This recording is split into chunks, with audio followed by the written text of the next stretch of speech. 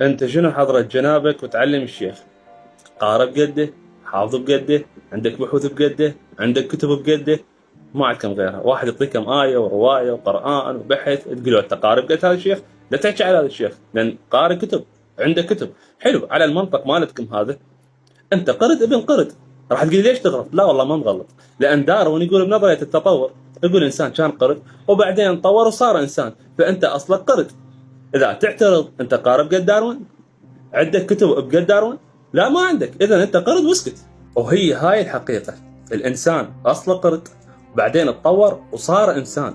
وابن تيميه عالم من علماء الامه ما يصير نحكي عليه، وابن عثيمين عالم من علماء الامه ما يصير نحكي عليه، لان قارين هواي وعتم كتب خير من الله، عتم كتب هالقد كلهم قارين، فما يصير نحكي عليه. شو هالمنطق هذا اللي تمسلت بتمسلت؟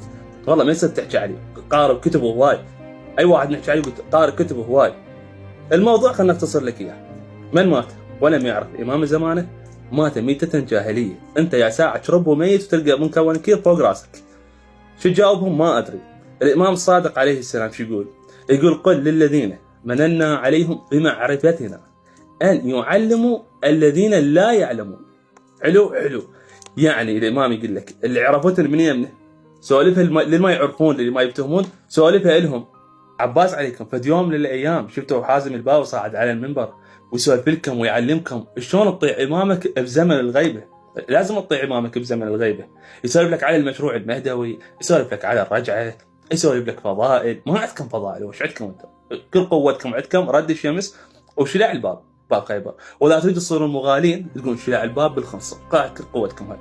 بس راح اتنازل وياك واختار لشيخ يكون كبير بالعمر، مشيب، قارئ، معمم، حتى اخذ العلوم من عنده، اتعلم منه معلومات، اخذها منه يفيدني بالقبر. تعال بقى ناخذ لنا شيخ. هذا الشيخ مسوي له حساب اسمه لا شيء يدنو من العلم شرفه. هاي البانه العفا هذا علم يا اخي. طب على حسابه بالعلم تكون انسانا. الله العباره فعلا حلوه يعني. ضاع المعلومات. هذا الحساب مدروس درس علم، هذا راح يعرفني بامامي. نستمع للشيخ ناخذ منه علم، معلومات تفيدني بقبري.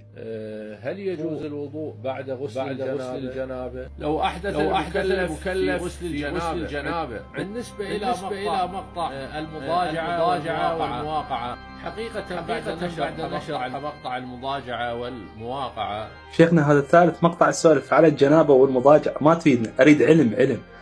ترحيتك بيضة، المفروض غاطب بالعلم، المفروض سولف العقائد. أنا متعطش للعقائد، أحب العقائد. أنا سولف عقائد، عوف الجنابة والمضاجعة بدور عليه. لو تنجس البدن بالبول فهل يكفي في تطهير؟ الأعم والأغلب من الناس لا يفرقون بين المضاجعة والمواقعة. لو أرضعت عمة المكلف، لو كان شعر المرأة طويلا فهل يجب غسله في غسل الجنابة أو غسل المكلف وهو ليس مجنبا؟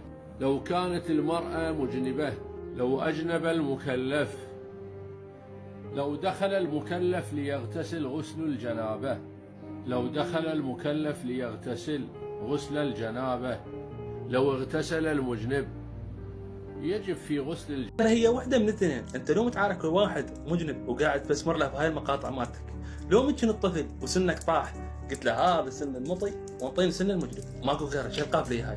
اشرحها في 6 دقائق، مقطع 6 دقائق اشرح في هذا الموضوع كله. ايش دعوه؟ السلام عليكم ورحمة الله وبركاته. وعليكم السلام ورحمة الله.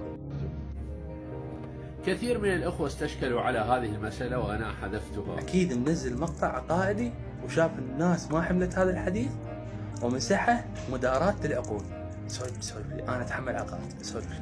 حذفتها وهي بالتبسيط يعني أنا دخلت وأنا أغتسل غسل الجنابة. شيخنا ما بيها كل مجال، أنت الله مشور بيك، ناكر إمام، مضعف إمام، ما أعرف. شيخنا إيش كم إمام عندنا؟ عندنا 11 إمام، من علي بن أبي طالب إلى الإمام المهدي. ما حكم الاقتداء بإمام يضيف الشهادة الثالثة في التشهد؟ الجواب: لا يجوز على الأحوط وجوبا الاقتداء به. عندنا 11 إمام وما يصير أصلي ورا واحد يذكر الشهادة الثالثة ويجوز أن أصلي وراء واحد سني، يجوز. الإمام الصادق عليه السلام يقول: قل للذين مننا عليهم بمعرفتنا أن يعرفوا الذين لا يعلمون.